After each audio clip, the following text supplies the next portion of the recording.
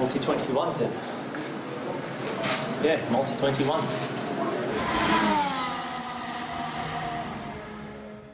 Bonjour à toutes, bonjour à tous, bienvenue sur Multi-21. Ça y est, le premier débrief de la saison est là, le Grand Prix de Bahreïn 2024. Et pour m'accompagner, Thomas Felizardo. Salut Thomas. Bonjour Clément, bonjour à tous. Et Pierre Meslet. Salut Pierre. Salut à tous. Alors messieurs, on va revenir sur la victoire de Max Verstappen, on va revenir sur le rythme de ses poursuivants, de Mercedes, de Ferrari, de McLaren, on va revenir sur l'état un peu du peloton, mais j'aimerais d'abord avoir vos impressions sur cette qualif. On avait parlé lors de notre introduction de la saison des qualifs de l'an dernier qui avaient été extrêmement excitantes pour tout le monde, et on est reparti un peu sur les mêmes bases quand même, avec des temps très serrés. J'ai regardé un petit peu, sur la moyenne des 20 chronos, on est à peu près... Dans les moyennes de l'an dernier déjà, donc c'est pas mal, alors que l'an dernier on avait des qualifs parfois assez disparates. Pierre, si tu veux commencer, comment est-ce que tu as trouvé ces qualifs version 2024 pour l'instant ?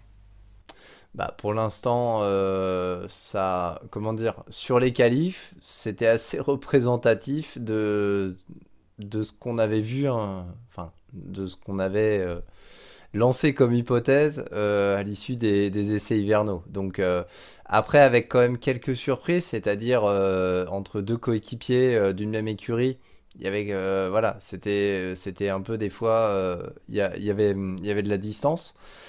Maintenant, autant il y avait certains grands prix où il y avait un coup de matraque d'un certain néerlandais, autant là tu prends de Leclerc par exemple jusqu'à Alonso, tu peux même tirer jusqu'à Norris, tu as 6 pilotes à peu près où ça se tient en à peine 2 dixièmes. Donc, ça... tu as 11 pilotes qui sont dans les 101%, jusqu'à Lance Stroll qui fait son meilleur temps en Q1.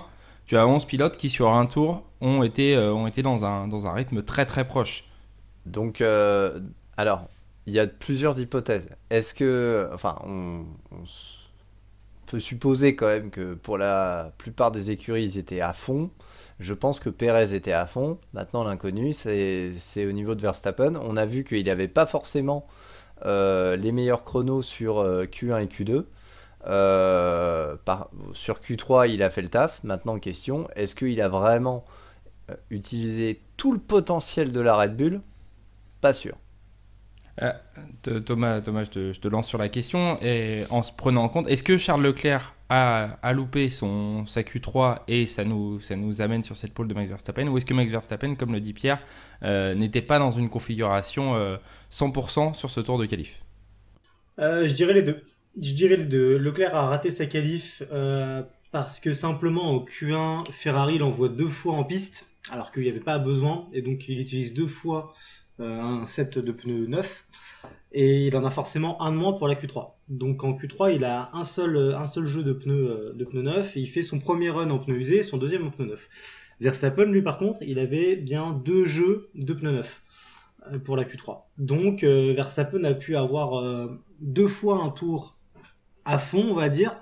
J'y reviendrai après. 2 fois un tour à fond, mais en tout cas avec les mêmes repères. Que Leclerc, entre ces 2 tentatives, a dû réaligner tous ses repères, etc. Et il perd la pole pour 2 petits dixièmes. Il fait une 29,407, sachant qu'en Q2, il fait une 29,165. Absolument, donc c'est le meilleur temps absolu. La pole de Verstappen est en 1,29,179. Donc, clairement, si Leclerc fait 2 tours à fond avec des pneus neufs, s'il réitère sa performance de Q2, sans même l'améliorer, il est en pole. Donc je pense que oui, c'est surtout Leclerc et Ferrari qui ont raté leur qualif. En tout cas, ils font deuxième, ils font pas la pole. Ils auraient pu la faire. Maintenant, je vais rebondir sur la question de Pierre.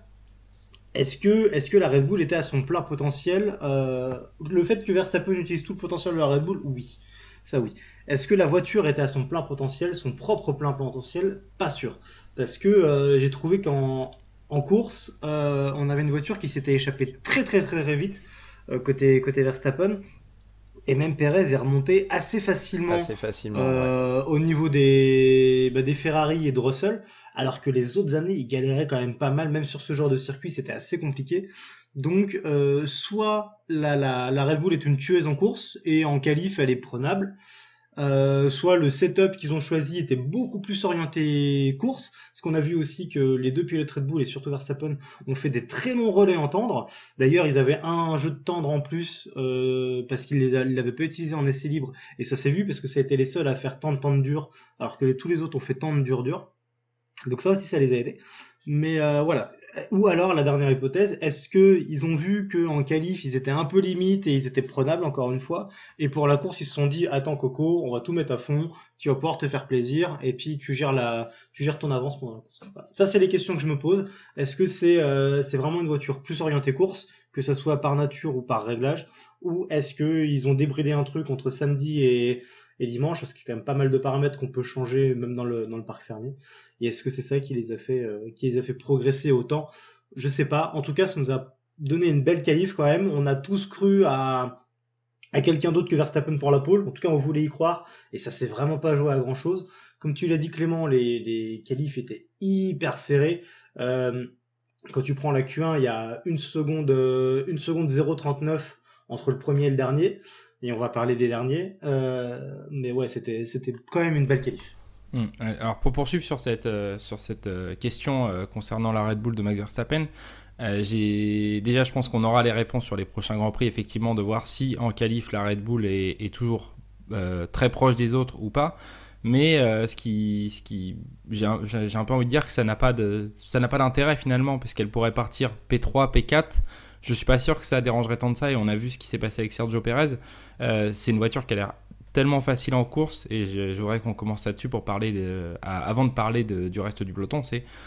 On parlait en avant-saison qu'on n'avait pas vu Red Bull aussi confiant depuis peut-être l'année 2013. Moi, ça m'a surtout rappelé 2011 en fait, ce qu'on a vu, c'est-à-dire quelqu'un qui est capable de mettre 1 seconde par tour sur les 5, 6, 7, 8 premiers tours. Et une fois que le matelas est fait, c'est terminé. Tu peux gérer, comme tu l'as dit Thomas, tu es capable de faire des longs relais en tendre, parce que finalement tu n'as plus rien à craindre, tu es tellement devant, tu es tellement à l'aise que tu fais ta course tout seul, comme si tu étais en essai libre à faire des longs relais.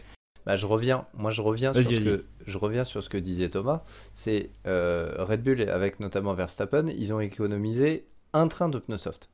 Et Verstappen est parti avec un train de soft. En théorie, même deux, parce qu'il y en a eu un en qualif et un en course. Ouais. Donc, ouais. Alors je reprends, il partait avec deux neufs. Verstappen a utilisé le premier au départ, c'est-à-dire les autres avaient des pneus. Comme tout le monde. Non, je pense qu'ils sont tous partis en tendre neuf, parce que quasiment personne n'a remis des tendres après pendant la course. Ouais. Et quand tu regardes, en fait, c'est ce que je disais tout à l'heure, c'est que tout le monde a fait tendre dur, alors que Red Bull a été les seuls à faire tendre dur. Donc quand tu fais ça, et pour le départ, il te faut des tendres neufs. Enfin, c'est bête à dire, plutôt mais regarde le départ de tendre, dur, tendre. Parce que Verstappen... Oui, ou tendre, dur, tendre. Ouais. Oui, non mais voilà. Après, peu importe dans le sens que tu mets. Ce que je veux dire, c'est que Red Bull a été les seuls à utiliser 2 jeux de pneus tendres pendant la course, alors que tous les autres ont utilisé 2 jeux de pneus durs et un jeu de pneus tendres au départ. Et ça fait une énorme différence même sur des pneus usés, parce que en qualif, il y a un tel rythme que les pneus prennent quand même pas mal dans la tête. Et quand tu regardes typiquement le départ de Zayn Maloney en F2 hier, quand il part en tendre alors que tout le monde est en dur, là c'est extrême, mais sur des pneus neufs, ça s'est beaucoup vu, il est catapulté en tête, et donc personne ne veut avoir des pneus usés au départ pour cette même raison. Tout le monde est parti en pneus neufs, ça c'est sûr. D'accord, mais bon, après l'intérêt de Verstappen, on peut le rappeler, la règle du DRS, elle a légèrement changé. Avant, il fallait attendre le début du 3e tour, maintenant c'est le début du 2e tour. C'est aussi pour ça qu'il a sorti une grosse attaque dès le début pour se mettre à l'abri du DRS.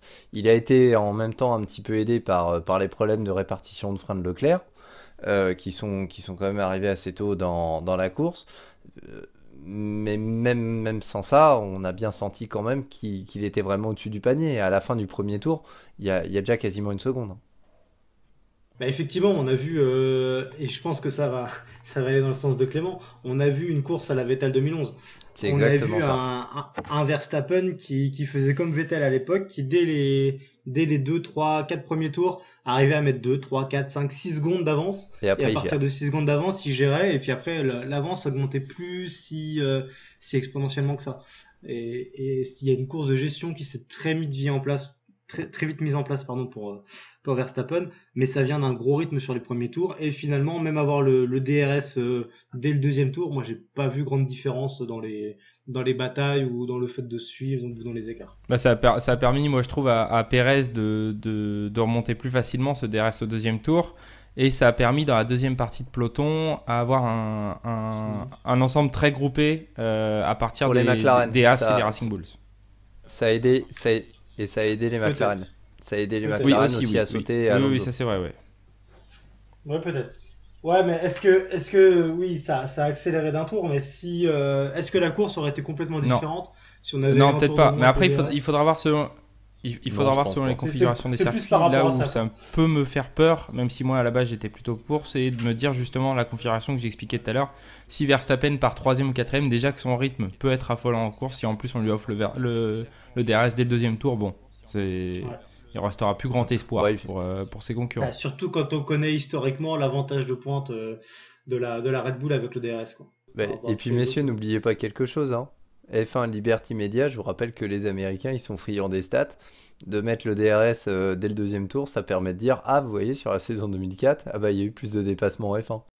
Oui, c'est sûr. Oui, Aussi, ouais. tu as raison, c'est une quelque bonne chose. remarque, ouais. C'est quelque chose à prendre en compte. Pour parler du coup des poursuivants de Red Bull, on a vu des petites difficultés sur la Ferrari de Charles Leclerc, sur les Mercedes qui étaient en surchauffe, d'ailleurs comme la Williams. C'était quasiment général à toutes les écuries motorisées par Mercedes. Ouais. Mm. Et finalement, dans cet ensemble Ferrari, Mercedes, McLaren, est-ce qu'on peut mettre une hiérarchie dès maintenant, ou est-ce que c'est, au vu des faits de course qu'on a eu, c'est un peu trop compliqué pour le moment de venir classer les trois écuries? Moi perso, J'aurais tendance à dire pas. que McLaren a eu moins de problèmes, était quand même derrière pour l'instant. Alors, je pense que McLaren est un petit peu derrière Ferrari et Mercedes. Maintenant, j'attends de voir une course vraiment sans pépin, c'est-à-dire sans surchauffe, sans problème de répartition de frein, sans problème de baquet en train de casser. J'attends de voir une course où il n'y a vraiment aucun souci pour savoir entre Ferrari et Mercedes qui est devant. Par contre, par rapport à l'année dernière, la régression pour l'instant, c'est Aston Martin. Où Aston Martin, ça fightait avec Ferrari et Mercedes. Pour l'instant, ils sont derrière. Ah ouais, bah tu vois, moi je suis pas tout à fait d'accord sur le. Alors sur Aston Martin, je suis complètement d'accord. Et autant j'étais relativement emballé par le rythme de qualif. Et j'étais pas le seul, on a un certain Louis à la rédac qui a mouillé ses culottes courtes devant la photo de Renzo. Mais autant pour vraiment ce qui suit Red Bull, je suis pas tout à fait d'accord. Pour moi, Ferrari est nettement devant. Pour le coup, Ferrari m'a l'air presque plus proche de Red Bull que de Mercedes. J'entends que hors les problèmes de Leclerc, je pense qu'il pouvait tenir la dragée haute au moins à Pérez. Alors Verstappen était dans une autre ligue, mais par rapport à Pérez, je pense qu'il aurait pu avoir une lutte tout le long. J'ai pas compris ce qui est arrivé sur la voiture de Leclerc. On avait l'impression que, ce qu'il disait, c'est que il y a un frein, le frein gauche, je crois, qui surchauffait et pas le frein droit, et la voiture avait tendance à tirer d'un côté au freinage. Donc est-ce que c'est un problème de, il peut y avoir plein de problèmes, hein, on va pas tous les faire, mais des problèmes de température, des problèmes d'écope, des problèmes de purge, etc. Ça peut être plein de choses. J'espère vite qu'ils vont trouver le problème pour pas que ça se reproduise, parce qu'on a quand même une course qui est maintenant dans 6 jours. Et c'est vraiment dommage quand tu arrives à ce premier Grand Prix de la saison et que tu as ce genre de problèmes qui sont évitables, à mon avis, largement. Maintenant, j'ai l'impression que McLaren et Mercedes sont plus proches que ce qu'on peut imaginer, dans le sens où ça fait, en tout cas, il y a eu 2 saisons 2022-2023 où McLaren était complètement dans les choux, aussi pour des raisons d'exploitation de la voiture. Donc, est-ce que là encore, ils sont un petit peu perdus dans les réglages et ils vont revenir. Moi, je les ai trouvés vraiment pas si loin de Mercedes. Je crois qu'à la fin, entre Russell et Norris, il y a quelque chose comme 2 secondes. Oui, c'est ça, entre Russell et Norris, je crois qu'il y a 2 secondes. Effectivement, il y a 1 seconde 6, Hamilton est 1 seconde 8 derrière, et Piastri est un tout petit peu plus loin, à 5 secondes 7. Mais moi, j'ai l'impression que c'est vraiment serré entre ces 2 équipes-là, McLaren et Mercedes. Donc, je les mettrais, moi, sur un quasi-pied d'égalité, avec Mercedes devant d'une très courte tête. Mais pour moi, Ferrari est largement devant tout ça. Enfin, largement. Ils sont nettement devant. Largement, je sais pas, mais nettement. Ce qui me... Alors, moi, je mets encore McLaren un peu derrière là-dessus pour l'instant. Par contre, ce qu'il me fallait dans ton sens sur Ferrari qui serait un peu devant, pourtant, c'était pas mon envie première, mais c'est les déclarations de Leclerc après la course qui disait qu'il était très déçu de ses problèmes de frein parce qu'il sentait que Red Bull cette saison était sans doute plus prenable qu'en 2023. Alors, je sais pas si c'est des déclarations d'après-course qui manquent de lucidité et qu'il n'a pas vu Verstappen devant, ou alors si vraiment il y croit. Mais ça sera intéressant de voir justement sans Pépin ce que ça donne pour lui. Par contre, j'ai trouvé Sainz très offensif. Ce que j'ai plutôt aimé, c'est que d'ailleurs on en parlait avec Clyde à la rédac en disant que dans une année où il a rien à perdre, où il faut qu'il se montre. C'est pile poil l'attitude qu'on attend de lui, quoi, de pas s'effacer et de pas être le Sainz qui se noie un peu dans son coin en grommelant. Et j'ai plutôt aimé sa course personnellement. Ouais, je suis assez d'accord. Je te rejoins sur quelque chose, Thomas. C'est oui, je pense que en effet Ferrari est peut-être plus proche de Red Bull. J'en veux pour preuve, Sainz dépasse Russell de mémoire autour 17 ou autour 18. Et à partir de là, avec Perez, ça fait yo-yo constamment. C'est du 2-4, du 2-6. Je crois que le maximum, c'est monté à 3-2 ou à 3-3. Mais je crois qu'en fin de course, pareil, il revient à 2-6. Non, il y a eu un 4 secondes à un moment, mais oui, il revient à 2 secondes. Donc, 6, par contre, ouais. preuve que sur le rythme de course, oui, la Red Bull était sans doute au-dessus. Maintenant, je pense que ça gérait. Mais Sainz, sans forcément forcer, était capable de suivre. Sans forcer, je sais pas. Je pense qu'il attaquait quand même. Il avait envie d'essayer d'aller chercher Perez et de ne pas lui permettre la moindre erreur. Mais effectivement, il était vraiment pas loin de Perez. Et je pense que c'est en ça que Leclerc dit que Red Bull était prenable. Après, c'est pareil. Est-ce que Verstappen était prenable? Pas sûr. Mais Red Bull était prenable. Une des deux Red Bull était prenable. Oui, je pense. Quand on voit l'écart de Sainz et le fait que Leclerc avait l'air globalement plus à l'aise sur le week-end jusqu'au départ de la course. Il y avait les 2 secondes 6 là, peut-être qu'il aurait mis la pression à Perez et que ça aurait pu batailler.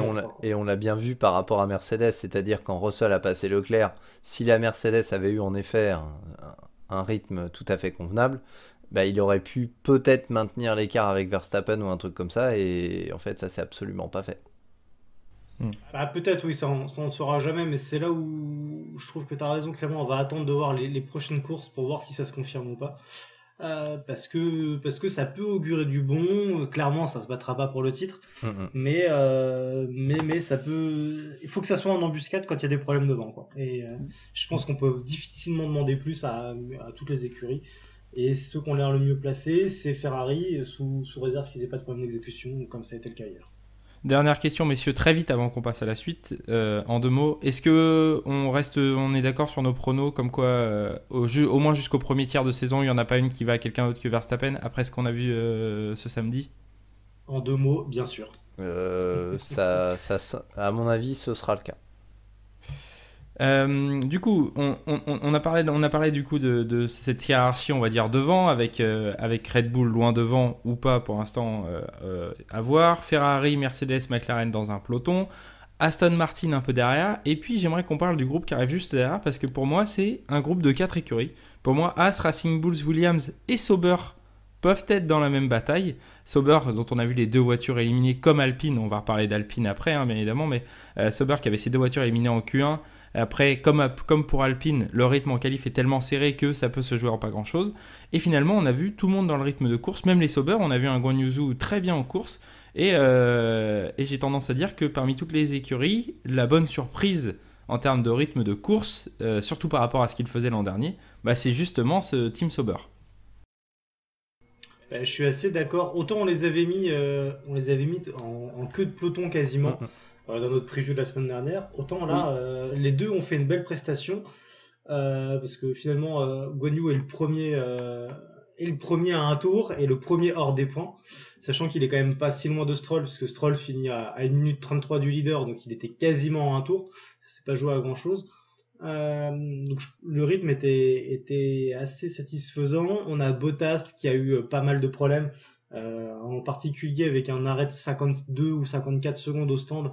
J'ai pas compris ce qui s'est passé parce que ils avaient l'air d'attendre la roue. Est-ce qu'il y avait une surchauffe? Est-ce que Alors, il y c'était avait, pas il y le avait bon un, il y set? avait un problème d'écrou plug sur le pistolet en fait au départ. D'accord. Et donc ils sont retournés chercher et un autre pistolet et un autre pneu. Alors ça, j'ai pas compris pourquoi un autre pneu, mais en tout cas ils sont allés tout changer. Le temps qu'ils changent tout, ça a pris un temps considérable, ouais. Alors peut-être qu'ils avaient défoncé la jante à cause de ce problème d'écrou là sur la phase d'appui. C'est Ah, c'est possible. possible, c'est possible. Ouais, mais ouais, ça les a ruinés et surtout que t'as une F1 qui attend pendant 52 secondes à l'arrêt, c'est pas prévu pour, donc derrière toute la température monte parce qu'il n'y a pas d'air pour venir refroidir, donc à mon avis derrière il a fait pas mal de gestion de température, de machin, de trucs. Oui, Et ça l'a on pas a vu mal, que quand il est ça l'a ressorti des beaucoup stands, planté. il fumait de partout.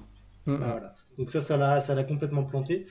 Donc oui, Sauber plutôt la bonne surprise, sachant que c'est compliqué d'aller vraiment plus haut parce que bah, encore une fois devant t'as les deux Red Bull, les deux Ferrari, les deux Mercedes, les deux McLaren et les deux Aston. Donc t'as déjà bouclé le top 10 et ça devient difficile d'aller chercher les points. Je mettrais quand même aussi un bon point chez As qu'on voyait en lanterne rouge. Et finalement Magnussen est juste derrière Zhou. Il est devant les deux V-Carb et Albon. On va reparler d'Albon aussi qui a eu d'autres problèmes. Mais globalement, c'était pas si mal non plus. Et Hülkenberg a eu des lanterne problèmes rouge, aussi.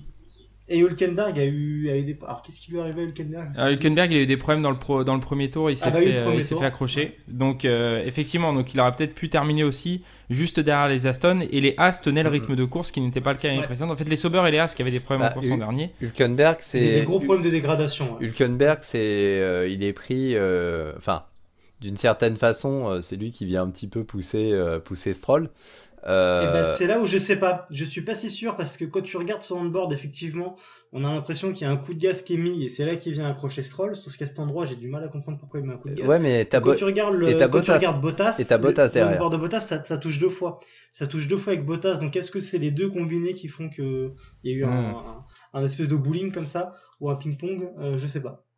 Donc j'aurais du mal moi vraiment à mettre les Oui, c'est un fait de course, là-dessus, c'est un fait de surtout course au vu les- départ. vu les- C'est un fait. voilà, vu les Alors, conséquences, je suis d'accord, c'est un fait de course. Maintenant, j'ai l'impression que celui qui a un petit peu tiré les marrons du feu de tout ça, c'est justement Guan Yu Zhou. Parce que Oui, bah oui, ça c'est clair. Guan Yu Zhou, Ah oui, bah, mais ça c'est clair. donc, ok, ça l'a aidé, mais il s'est montré opportuniste, etc. Moi, je vous rejoins. Je suis assez d'accord. Après, les Racing Bulls, on les a pas spécialement vus, mais ouais, elles sont. Moi, je les ai trouvés décevants. Par rapport au rythme de début de week-end, je les ai trouvés décevants. J'allais venir là-dessus, tu fais bien d'en parler Pierre, je vais te redonner la main, mais est-ce que justement dans ce peloton on se dit si Hülkenberg n'avait pas eu de problème, aurait pu être derrière, Sauber a été dans ces eaux-là, Williams, Albon a eu quelques problèmes de surchauffe mais il était bien, est-ce que parmi ce peloton de 4, effectivement le plus décevant des 4 c'est pas Racing Bulls pour l'instant? Bah, par rapport au déclat d'il y a quelques temps, oui. Oui, pour une écurie qui sous-entend que ils peuvent être les poursuivants de Red Bull, bon, on est très très loin du compte. Je dirais même que je pense dans le paquet, ouais, je pense que Williams, ça se tire la bourre avec Sauber et As, et je dirais presque que Racing Bull, c'est peut-être juste derrière. Je suis assez d'accord avec toi, Pierre, parce qu'effectivement, comme tu l'as dit, Clément, c'est les seuls qui n'ont pas eu du tout de problème en course. En tout cas, c'est pas remonté jusqu'à l'antenne. Tous les autres ont eu des problèmes et pas eux, et ils sont derrière, quoi. Je veux dire, effectivement, Albon a eu des problèmes de surchauffe pendant une grande majorité de la course. Hülkenberg, on en a parlé. Bottas, on en a parlé, mais sans ça, ouais, j'ai le sentiment aussi que sinon, Albon, Bottas et Hülkenberg devaient finir devant. Et oui. donc les deux Racing Bull auraient dû être quelque chose comme 16-17 ou 17-18 avec deux de nos amis dont on parlera. Et je les trouve très décevants. Ouais, je les ai trouvés assez décevants. Et pour moi, petite alerte là-dessus, surtout que j'ai pas compris la gestion de la fin de course là, où on demande à Tsunoda de laisser passer Ricciardo. Ok, Ricciardo était en soft, mais on va chercher une P12, on va pas chercher des points. C'est ça. On va chercher une P12. Et en plus, à la fin, on ne demande pas à Ricciardo de rendre la place, et Ricciardo ne le fait pas non plus de lui-même. Et derrière, ça joue à la guéguerre de mots, ça se monte les coronesses dans le tour de décélération. Ça commence très mal cette saison. Oui, faire je ça au vais pas le premier dire Grand tout- Prix, c'est catastrophique, je trouve. Ouais, je vais pas le dire tout de suite, mais est-ce qu'il aurait pas fallu un Lawson dans la voiture? À vous de nous dire dans laquelle des deux. Mais bon, on va garder cette question pour un peu plus tard dans la saison. Bah, et c'est surtout que c'est voué à l'échec, en fait. C'est-à-dire, le but c'était sans doute le but c'était d'aller chercher Magnussen, mais il va même pas chercher Magnussen, quoi. Donc, Bah, c'est ça, et c'est pour ça que je comprends pas pourquoi ils rendent pas la place. Oui, Parce qu'on en a vu des. Enfin, je pense typiquement à Mercedes en 2017 en Hongrie, c'est ce que où j'allais dire. on demande à Bottas de laisser passer Hamilton. Et Hamilton essaye d'aller chercher.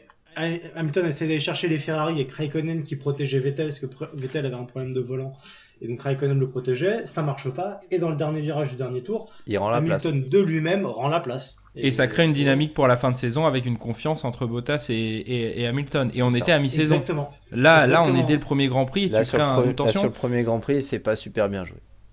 Et Bah, non, surtout, non, mais- tu parlais de Lawson, mais il faut prendre ça comme un billard à 4 bandes, c'est-à-dire que tu as une place dans la Red Bull qui est potentiellement disponible en 2025. Tu as les deux pilotes Racing Bulls qui ne sont pas sûrs d'être dans cette Racing Bulls en 2025. Tu as le cas Lawson, donc en fait ça peut à la fois être une promotion pour 2025 comme une rétrogradation pour 2025. Tu ne sais pas ce qui va se passer et dès la première course, alors que tu es déjà dans cet état de tension pour le contrat des deux pilotes, tu crées cette tension entre eux. Je suis pas sûr que ça crée une grande synergie dans l'équipe pour la suite de la saison.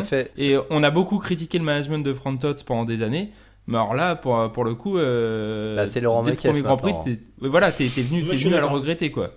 Je suis d'accord, mais on en revient à. Enfin, moi, je l'ai déjà dit plusieurs fois sur ce podcast. Je trouve pas que Laurent Mekies soit vraiment un bon ajout. C'est vrai que tu l'as toujours dit, oui. J'appréciais pas du tout son apport chez Ferrari. J'ai trouvé qu'il faisait plus de mal qu'autre chose. On l'a vu sur des gestions de course entre Sainz et Leclerc, c'était catastrophique à mon sens. Le rôle de team principal, en plus, c'est pas du tout. Pour moi, c'est au-delà de ses compétences.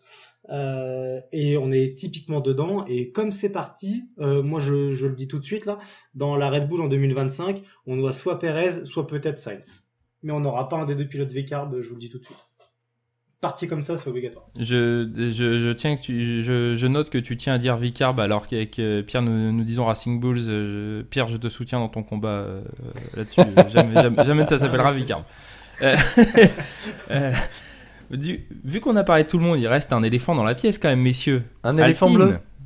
Allez, l'éléphant bleu, bien l'éléphant sûr. Bleu. Éléphant rose, éléphant bleu et rose.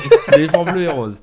Alors, Alpine, on va juste poser quelques bases avant de vous laisser discuter là-dessus. Premièrement, donc on l'a dit, 19e et 20e en qualif. Alors, ceux qui verront le positif diront qu'ils n'étaient pas loin des autres sur un rythme de qualif. Ceux qui verront le négatif disent que ça fait quand même 19e et 20e.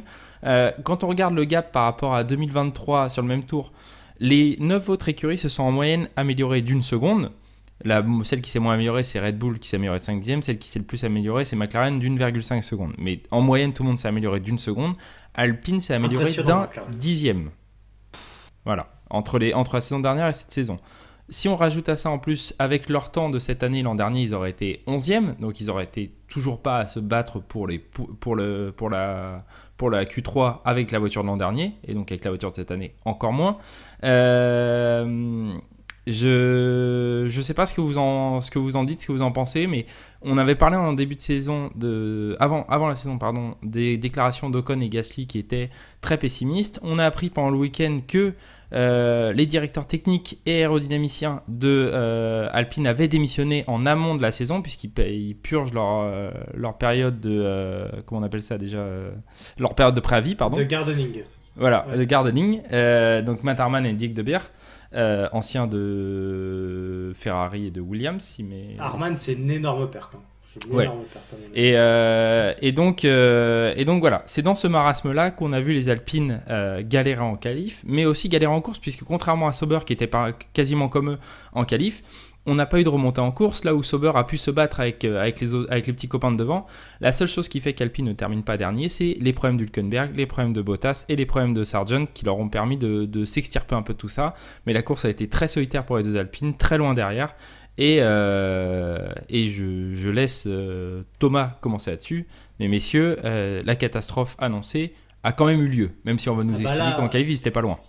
Là, on est en plein dedans. Autant on a été aussi critique sur le WEC et ça s'est pas trop mal fini pour Alpine. C'est Autant vrai. sur la F1, on est à la catastrophe annoncée. Un grand poète a dit un jour, on s'en fout que tu gagnes d'un centimètre ou d'un kilomètre, ce qui compte c'est de gagner. Si vous avez la ref. Ici on est complètement là-dedans. C'est que moi personnellement, le fait que Ocon et Gasly soient à 2 dixièmes de passer en Q2, pour moi ça compte pas. Ils sont derniers, c'est tout. Ils sont 19 et 20e. Comme tu l'as dit, c'est ceux qui ont le moins progressé. Gagner 1 dixième sur une saison, c'est ridicule. 1 dixième. Surtout quand tout le monde gagne une seconde, quoi. Ben voilà, on a des équipes qui gagnent ça en deux grands prix. Là, on gagne 1 dixième alors qu'on nous a annoncé une voiture complètement révolutionnaire. Tout était nouveau, vous allez voir, c'est trop bien. On se pose d'autant plus de questions puisque ça a été beaucoup de discussions dans les médias principalement, mais on a des voitures qui sont quasiment pas peintes, donc ça laisserait sous-entendre qu'elles sont en surpoids.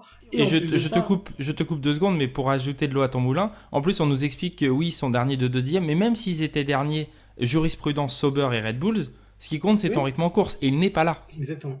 Exactement. Ils sont, avec Racing Bulls, pour vous faire plaisir, c'est les 2 seules équipes qui n'ont pas eu de problème. Et ils sont largement derniers. En rythme pur, ils sont derniers. Et pour moi, c'est affolant. Il y a quelque chose qui va pas. Je note quand même, et c'est tout à leur crédit, et vraiment là-dessus, je leur tire mon chapeau, les 2 pilotes tiennent la barre. Les 2 pilotes sont positifs dans leur déclaration. C'est ça. Ils ont un discours d'équipe. Ils disent on va progresser, on sait qu'on n'y est pas, mais ça va le faire. On a les bonnes personnes aux bons endroits. On sait ce qui va pas. On a la motivation. On est soudés, etc. Et ça là-dessus. Et Ocon qui on se projette pour la prochaine course et peut-être que ça conviendra mieux à notre voiture Jeddah. Voilà. C'est ça. Et Ocon, je trouve là-dessus, on lui tire souvent dessus, mais Ocon enchaîne les équipes un peu miteuses, j'ai envie de dire. Et à chaque fois, je trouve qu'il se place un petit peu en leader. On l'a vu chez Manor, on l'a vu chez Force India avant le rachat par Racing Point, par Lawrence Stroll. J'allais dire Gasly aussi chez AlphaTauri. C'est des mecs qui ont été des leaders. Ouais, mais Gasly, c'était, pour moi, c'est différent dans le sens où il y a eu beaucoup moins de risques que l'écurie disparaisse. Alors que Ocon, quand il était chez Manor et chez Racing Point, on était vraiment à 2 doigts d'avoir des écuries qui ferment et sa carrière avec. Et là-dessus, je l'ai trouvé très positif, ça fait plaisir à voir. Il a des côtés où, certains le trouvent irritant, etc. Et c'est pas non plus le pilote le plus rapide, même s'il est très très bon. Mais je pense que ça serait une plus-value pour une équipe qui veut se solidifier et qui veut aller de l'avant. Pourquoi pas. Donc moi je leur tire mon chapeau aux 2. Après il y a un petit peu de com dans le sens où ils savent qu'ils sont en dernière année de contrat tous les 2, comme quasiment les 3/4 de la grille. Donc c'est ce que j'allais dire. Ils se vendent très bien là sur ce premier week-end. Ouais, mais ils le font. Et, oui, c'est vrai. Et je connais un certain Espagnol qui ne l'aurait pas forcément fait. Oui. Elle plane. Donc voilà, elle plane. Donc moi je leur tire mon chapeau pour ça. Ça va être une très longue saison pour eux. Tout ce que je leur souhaite, c'est une saison à la McLaren 2022-2023, qui était à peu près dans ses niveaux de performance au premier Grand Prix. Mais c'est mal barré. Hein. J'y crois pas. J'y crois pas non plus parce que même si McLaren était aussi loin, je vois pas Enstone avoir cette capacité de développement. Ils l'ont jamais eu. Et j'ajouterais juste avant de passer à toi Pierre que sur les 3 pilotes qui se sont fait éliminer avec eux en qualif, on a quand même un Logan Sargent dont on n'est jamais trop sûr de son rythme sur un tour pour l'instant, et Zhou et Bottas, depuis que le duo a été formé, on se pose toujours des interrogations pareil sur leur rythme en qualif. Autant en course ils font avec ce que la voiture leur donne, mais en qualif on se pose des questions. Donc quand on sait le niveau de vitesse que peuvent atteindre un Ocon et un Gasly qui sont quand même pas les derniers sur un tour, ça pose encore plus de questions sur le rythme de la voiture, je trouve. Pierre. Il n'y a pas grand chose à ajouter. C'est malheureusement sur ce qui était prédit à l'issue des essais hivernaux, et ça a été quasiment les déclarations dans la presse spécialisée quasiment toute la semaine, en disant, alors même s'il y avait du conditionnel, hein, on attendait l'arbitrage du chrono. Bon c'est sans appel quoi. Je pense que ça fait mal. Maintenant sur ce que disait Thomas on peut leur souhaiter une saison à la McLaren 2022. Oui, je suis comme Thomas, j'y crois pas pour deux raisons. Il y a toujours cette guerre intestine franco-britannique qui fera qu'à mon avis, il peut pas y avoir une bonne dynamique. Il y a une fuite d'ingénieurs chez Alpine, c'est jamais bon. McLaren en 2022, il y a un socle, il y a un socle conséquent où les ingénieurs partent pas à droite à gauche, machin, etc. Là, et tout, enfin voilà, bon, il y a la relation avec Mercedes, mais bon, ça a l'air de quand même plutôt bien se passer. Moi, je pense que côté pilote, bon, ils vont faire avec le matos qu'on leur donne. Je pense toutefois que aussi bien Gasly qu'Ocon, voilà, je mets les deux, ils sont en fin de contrat, mais ça va déjà lorgner, si ce n'est pas déjà le cas, sur les baquets dispo chez la concurrence. Ça fait déjà un mois qu'il y a des discussions, à mon avis. Hein. Enfin, à mon avis, le téléphone de Toto, il sonne depuis un mois sans problème. Hein. Donc, après, plusieurs choses.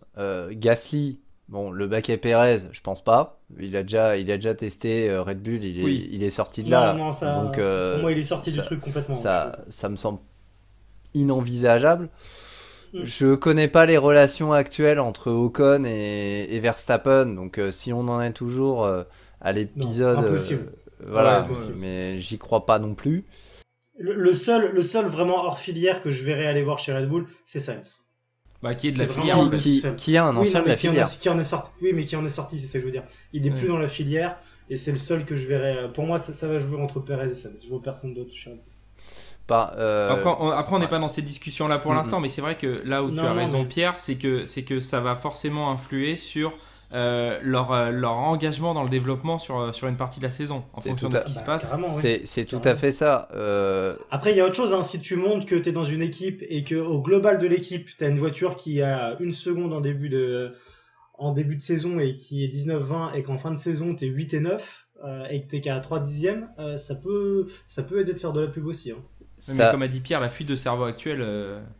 Non, mais ça oui, ça va pas aider. Ça peut être pas mal, mais McLaren, concrètement, l'année dernière, c'est une version B, voire limite une nouvelle bagnole qu'ils ont proposée. Et ils l'ont proposée quand même sûr, oui. juste après le premier tiers de saison. Je sais pas, parce que pour moi, là, il y a 2 problèmes. C'est-à-dire, la McLaren, bon, il y avait sans doute un déficit au niveau moteur. Bon, ça, tu peux rien y faire. Sur le châssis, je pense qu'il y avait de gros déficits où ça a été corrigé avec plusieurs setups. Là, pour moi, Alpine, c'est un global. C'est-à-dire, tu as le moteur, bon, t'es bloqué, tu peux rien faire avec le gel des moteurs. Mais je suis même pas sûr qu'au niveau d'Enstone, etc., il y ait forcément la bonne remise en question pour permettre à la voiture de progresser. C'est surtout ça, moi, qui m'inquiète dans l'évolution d'Alpine. C'est sans compter que McLaren, on en revient souvent au même propos, c'est-à-dire McLaren, il y a eu beaucoup de dépenses, beaucoup d'investissements pour moderniser au niveau de walking, etc. Chose que t'as pas Enstone. Ouais, je suis assez d'accord. Je suis assez d'accord. Pour moi, le seul point positif côté Alpine, donc pour moi, ça peut pas fonctionner. Maintenant, il y a Bruno Famin qui assume les erreurs et qui dit clairement à lui-même et à la presse où en est l'équipe, ce qui n'était pas le cas avec Zafnauer à mon sens, qui mettait toujours ça sur le compte de la malchance ou des autres ou de machin de trucs. Là, au moins, ils sont assez honnêtes. C'est peut-être l'élément qui peut les faire progresser, les mettre dans une nouvelle dynamique, mais même comme maintenant, je me pose une dernière question, c'est on nous a vendu une Alpine, une nouvelle Alpine, où ils étaient repartis d'une feuille blanche, etc. Est-ce qu'ils n'ont pas fait une grosse bêtise? C'est ok, la voiture de l'année dernière, c'était peut-être pas un foudre de guerre, mais ils ont quand même, de mémoire, il y a eu un podium au minimum. Pour Alpine? Ouais. Il y en a eu 2. Il y a eu Monaco avec Ocon et Zandvoort avec Gasly. D'accord. À chaque fois avec la pluie, ouais. Donc, je pense que la voiture, elle était peut-être pas si mauvaise que ça. Elle était pas ouf, ok, ils finissent 6ème, mais est-ce que tu prends le risque de repartir d'une feuille blanche? Tu peux repartir d'une feuille blanche quand ta voiture de l'année dernière est totalement ratée. Est-ce qu'on pouvait dire que l'Alpine de l'année dernière, elle était totalement ratée? Elle était quand même pas exceptionnelle, hein. Ils finissent que 6ème. Finissent que 6ème, ils ont même pas la moitié des points d'Aston Martin, hein. C'est catastrophique. C'est ça, tout est question de là où tu veux te positionner. Si c'est pour finir 8ème, effectivement, la voiture est pas ratée. Si c'est pour jouer les podiums à la fin de la saison, la voiture est ratée. Ah, tu vois, regarde, l'année dernière, tu as Aston Martin qui finit avec 280 points. et Alpine qui finit avec 120 points. Et avec ces deux pilotes au même endroit. Alors que Aston Martin, pour le coup, il y avait un fossé. facteur 3 entre les points d'Alonso et Stroll. Donc ça se trouve, il y avait encore plus d'écart que ça. Et il faut regarder jusqu'à McLaren qui avait 302 points. Donc on est presque à 3 fois moins de points. En tout cas 2 fois et demi. Pour moi, non, c'est pas. Ça se justifiait de faire une nouvelle voiture. C'est pas comme ce qu'a fait McLaren en 2013 en repartant d'une feuille blanche alors que la voiture de 2012 était très bonne.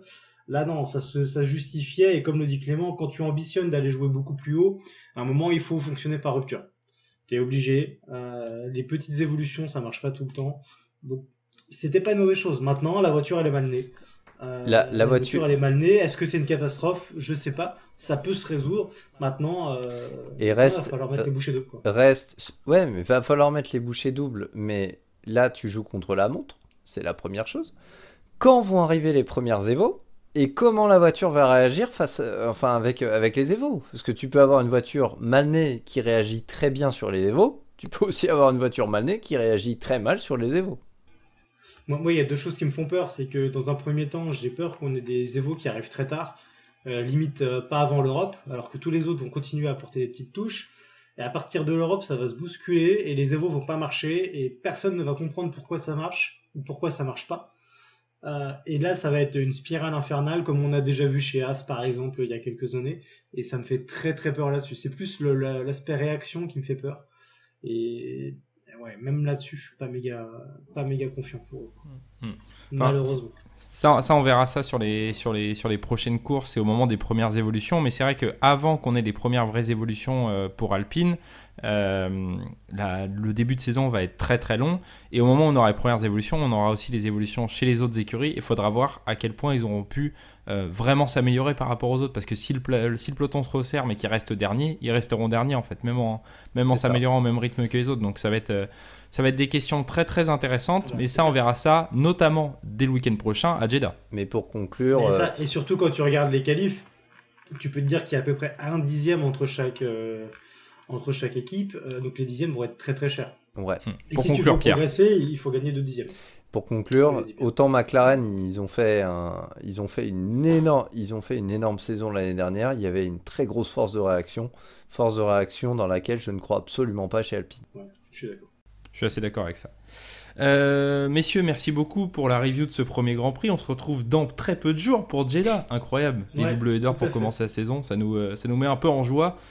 Qui sera aussi un samedi. C'était la course qui était prévue de base le samedi. On l'avait déjà expliqué pour cause de Ramadan. Et Sakir avait été décalé puisqu'on ne peut pas avoir 2 courses en 6 jours. Pensons un peu aux mécaniciens.